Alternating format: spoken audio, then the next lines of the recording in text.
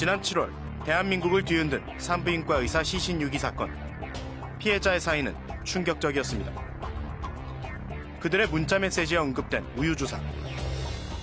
이 주사를 맞기 위해 내연관계인 의사를 만났던 피해자는 차가운 시신으로 발견됐습니다. 2009년 복귀 콘서트를 앞두고 세상을 떠난 팝의 황제 마이클 잭슨. 그의 사인 역시 이 우유주사 때문이었는데요. 이혼했을 때 공부해요. 근데 기분이 나쁘진 않아요. 약간 순치한 느낌? 한 번 그게 이제 빠져들면 자기도 모르는 사이에 강력한 욕망과 충동을 느껴요. 그래서 빠져나오질 못하게 되는 거죠. 우유처럼 흰색을 띠고 있어 우유주사라 불린다는 수면 마취제 프로포폴. 그들은 왜 이 우유주사의 늪에 빠진 걸까요? 시사기획맥에서 알아봤습니다.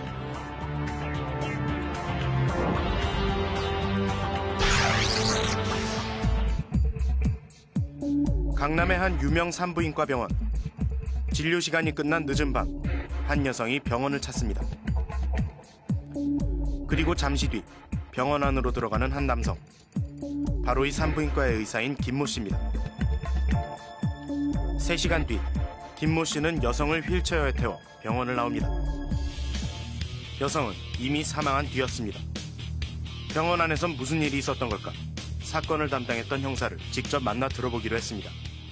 피해자가 평소에 잠이 안 와서 수면 장애를 좀 겪었던 것 같아요. 그래서 아마 피해자가 원해서 수면 유도제를 투약해줬다, 그렇게 진술은 합니다.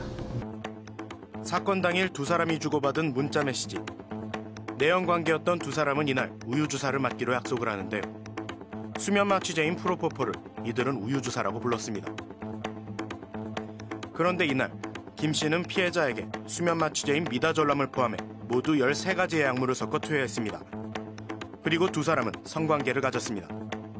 약물을 일종의 환각제로 사용한 건데요. 김 씨가 혼합한 약물 중에는 위험한 약물도 있었습니다. 데카론 같은 경우를 투여하게 되면 환자가 자발호흡을 할 수 없기 때문에 어떤 그 중추신경계와 그 심장에 독성을 일으킬 가능성이 있기 때문에 이런 사태가 벌어지지 않았나 이렇게 생각됩니다. 전문 의료인이 한 행동이라고 하기엔 이해가 되질 않았는데요. 그러면 그 약물은 어디서 구했느냐? 병실에 자기가 쓰다 남은 것, 그걸 가져갔다. 근데 이번에는 아마 프로포폴이 없어서 같은 효능인 수면 유도제죠. 같은 효능인 미다졸람을 사용했다. 프로포폴을 구할 수 없게 되자 그보다 마취 효과가 약한 약품을 투여하면서 부족한 부분을 채우려 했던 것으로 추정됩니다. 프로포폴, 일명 우유주사에 대한 집착에서 비롯된 끔찍한 사고였습니다. 프로포폴에 이토록 집착하게 되는 이유는 뭘까? 프로포폴을 수차례 경험했다는 여성을 만났습니다. 프리랜서 번역가인 20대 여성 박모 씨. 그녀가 처음 프로포폴을 경험한 건 10년 전이었습니다. 그때는 이제 속이 안 좋아서 내시경을 받았는데 수면을 하시더라고요. 그래서 처음부터. 주로 수면 내시경에 사용되는 프로포폴. 박모 씨는 마취에서 깨면서 신기한 느낌을 받았다고 하는데요. 그때는 빨리 깼거든요. 그래서 약간 어지러워서 소파에 좀 앉아있다가 왔는데 그 어지러운 느낌이 나쁘지 않아요. 술 취했을 때 기분 좋은 그런 느낌? 네. 또 몸은 굉장히 가볍고요. 4번의 수면 내시경과 2번의 성형수술. 총 6차례 프로포폴을 경험했다는 그녀. 그녀는 조금씩 프로포폴에 빠져들었다고 합니다. 이런 신기한 약물이 내 몸 안에 들어오니까 그 기분이 뭐랄까 해야 돼, 진짜 마약은 하면 안 되는데 합법적으로 마약을 한다는 느낌? 그런 느낌을 받는 것 같아요. 간단한 시술을 받으면서 직접 프로포폴을 요구한 적도 있다고 합니다. 솔직히 좀 신기한 느낌이고 기회가 그때 이제 수술을 한다고 하니까 저는 그냥 나가려고 했어요. 왜냐면 편하기도 하고 그다음에 그냥 자고 일어나면 다 되니까 두려움도 사라지고. 프로포폴의 유혹은 심각해 보였습니다. 이 약 자체가 수면을 유도하고 기분 좋게 깨는 그런 성질이 있습니다. 그러니까 아마 피곤하다든지 잠을 못 주무시는 분들이 이 약을 맞게 되면 깨어날 때 약간 황홀하면서 기분 좋게 이런 기분을 가지기 때문에 아마 그런 쪽에서 이 약을 탐닉을 하게 되지 않을까 이렇게 생각을 합니다. 불규칙적인 생활 습관 때문에 수면 부족에 시달렸다는 박모 씨. 요즘에도 자주 프로포폴의 유혹을 느낀다고 합니다. 쉽게 구할 수 있으면 맞을 것 같은데요? 어렵진 않을 것 같아요. 지속적으로 맞으셔도 만약에 조금씩 맞아서 그게 기분을 느낄 수 있으면 조절이 될 수도 있지 않을까, 찾지 않을까 하는 생각이 들어요.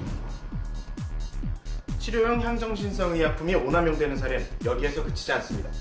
한 30대 여성은 이 수면 내시경을 빌미로 지난 1년 동안 무려 50여 회에 걸쳐 프로포폴을 투약받았다가 경찰에 검거되기도 했습니다.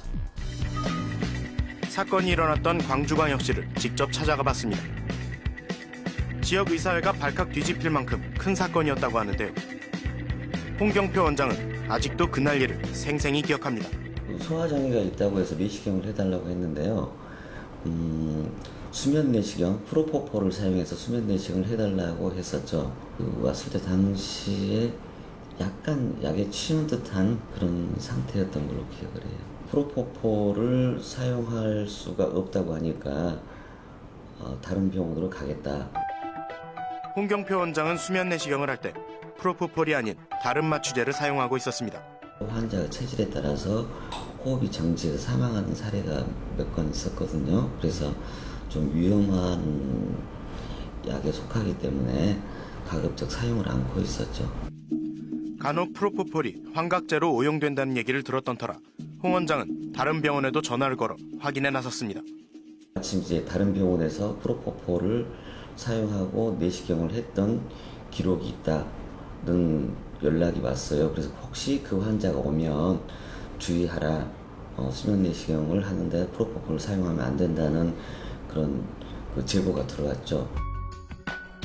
지역 의사회에서 정보를 공유하는 사이 그녀는 또 다른 병원으로 향했습니다. 연락을 미처 받지 못한 병원에서는 수면 내시경을 준비 중이었는데요. 포폴 대신에 미다졸람을 썼죠. 쓰니까 그분이 아신 거예요.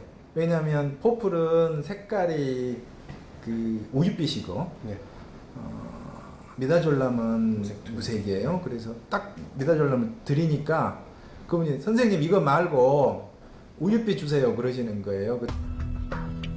그녀의 목적은 위내시경 검사가 아니라 우윳빛 프로포폴이었습니다. 의료진과 환자가 실랑이를 벌이는 사이 전화 한 통이 걸려옵니다.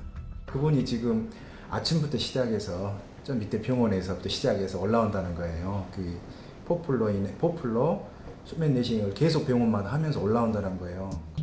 프로포폴은 안전 용량을 꼭 지켜야 합니다.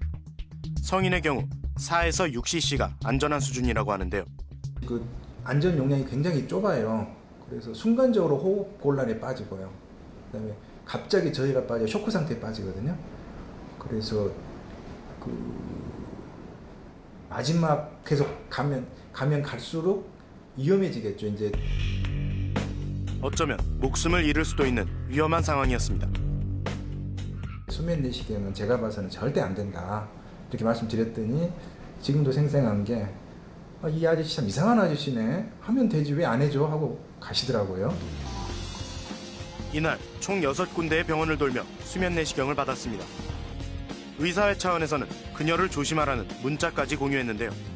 딱 들어온 순간에 느낌이 그분 같은 거예요. 근데 이름이 틀려요. 과거에 한 3, 4개월 전에 그분 같은데 차트를 봤더니 다른 이름인 거예요. 자신의 이름으로 수면 내시경을 받을 수 없게 되자 다른 이름으로 병원을 찾은 겁니다.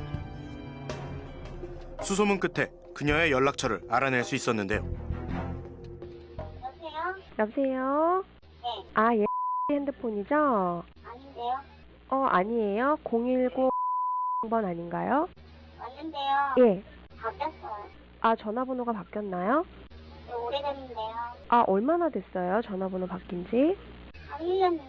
1년이요? 그러면 혹시 씨랑 지인이세요? 알고 계신 분이세요? 아니, 모르는 사람이라니까요. 그녀가 남긴 전화번호와 주소, 이름까지 모두 거짓이었습니다. 지난 10일 광주시 의사회와 경찰의 끈질긴 추적 끝에 그녀는 덜미를 잡혔습니다. 병원에 이 환자의 인적사항을 전파를 했잖아요. 그러니까 이 환자의 인적사항을 대면은 치료를 안 해줄 수가 있어요. 안 해주는 병원이 있었어요.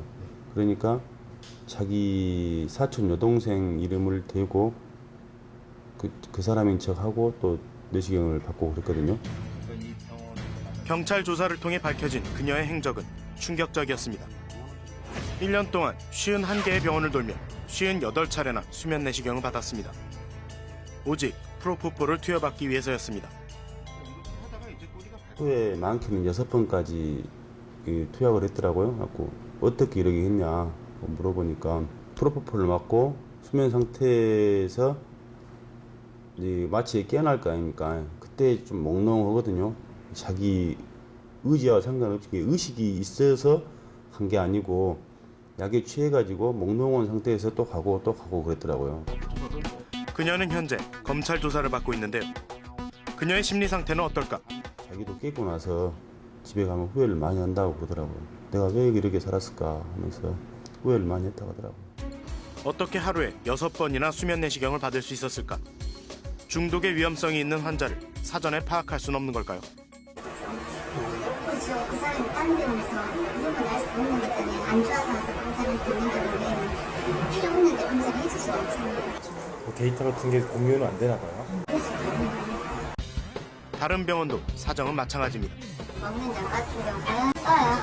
며칠 전에 뭐 어디 병원인지 여기 약제를 사겠다고 똑같은 약을 중복으로 처방하면 안 되는 거라 나오니까 이건 있는데 그런 약제들을 따로 안 쓰더라고요. 내시경 자체는 제가 볼 때 급여 행위가 있고 건강검진을 위한 비급여 행위가 있는 걸로 알고 있거든요. 근데 이제 급여 행위 같은 경우는 아마 데이터베이스가 다 돼 있어서 심평원이라든지 공단에서 다 추적이 가능할 텐데 이런 수면 내시경이 건강검진 쪽으로 이제 분류가 되면 비급여이기 때문에 그런 데이터베이스는 아마 전국적으로 유통될 수 있는 그런 아마 데이터베이스는 없는 것으로 알고 있습니다.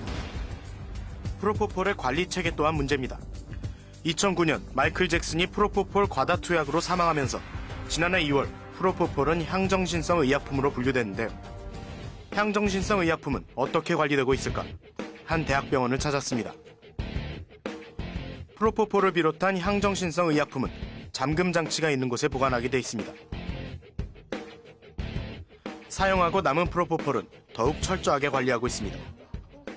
사용한 환자 이름이랑 사용한 양이랑 다 적어서 보관했다가 약국에 반납하고 있어요. 향정신성 의약품인 프로포폴은 이처럼 철통 보안 속에 관리되어야 하는 것이 원칙입니다. 그럼에도 프로포폴의 오남용 사례가 끊이지 않는 이유는 뭘까? 실제로 관리 감독은 잘 되고 있는 걸까요? 전직 간호사를 만나 얘기를 들어봤습니다. 개인 병원은 그거에 비해서는 조금 더 왜냐면 의사가 관리를 하자면 대표가 원장의 그런 권한이겠죠. 약품의 수부를 꼼꼼히 체크해야 하지만 그 역시 빈틈이 많을 수밖에 없다고 합니다. 한 앰플이 2cc인가? 네. 만약 1cc를 줘라. 1cc를 환자가 투약을 하고 그 병에 있잖아요. 그거를 일본에서 그 약국에 내려야 돼요. 약국에서는 만약에 그 남은 약을 받으면 폐기하거든요. 근데 그 1cc를 갖고 있다가 차에서 내려주세요. 아니면 뭐 없앨렀다, 떨어뜨렸다. 그렇다. 관리가 허술하다 보니 병원에서 프로포폴이 도난당하는 일까지 발생합니다. 작년 6월에는 프로포폴 1,500박스가 환각제로 둔갑, 대량으로 유통되는 사건까지 있었는데요. 향정신성 의약품의 관리 감독을 담당하고 있는 보건복지부의 입장을 들어봤습니다. 지금 보건복지부 차원에서 지금 그 사건이 있었던 이후에 뭐 그런 약물 관리 관련해서 뭐 조치라든가 그런 게 있어요 지금? 의약단지 그 마약류 관리 철저를 저희가 이제 일단 요청을 했고요. 네. 관리를 철저히 하라고 일단은 그렇게 했고, 그다음에 이제 의료용 마약류 적정 관리 방안을 지금 현재 적극적으로 검토 중. 한 번 빠지면 헤어나올 수 없다는 프로포폴의 늪. 이 무서운 중독을 통제할 방법은 없는 걸까요? 그러니까 환자의 안전과 뭐 그런 걸 위해서는 사실 그런 규정들이 조금 강제적이었으면 좋겠는데 현실적으로 이제 수많은 약들 중에서 뭐 어떤 거 의사에만 써라라든지 이런 게 없기 때문에 실제로 의사 사회에서 그런 점에 대해서 수용 가능한지 이런 것들은 좀 의문이 되고 있습니다.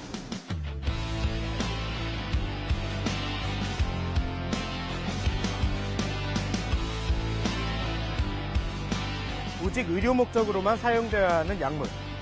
최근 일련의 사건들로 관리 수준이 다소 엄격해졌다곤 하지만 셀 수 없을 정도로 다양한 약물이 오남용될 가능성은 여전히 큰 것이 현실이었습니다. 의료진의 철저한 관리 감독과 정부 차원에서의 통합 관리망 구축이 시급한 시점입니다. 시사기획맥 김시영입니다.